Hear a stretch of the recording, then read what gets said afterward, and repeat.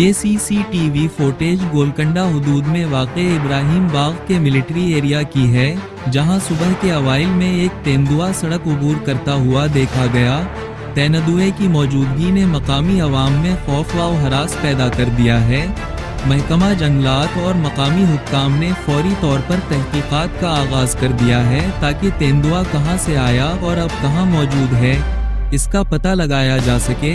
अवाम से अपील की गई है कि वो एहतियात बरतें और जंगली जानवर की मौजूदगी की सूरत में फौरी तौर पर हुक्काम को इत्तला दें।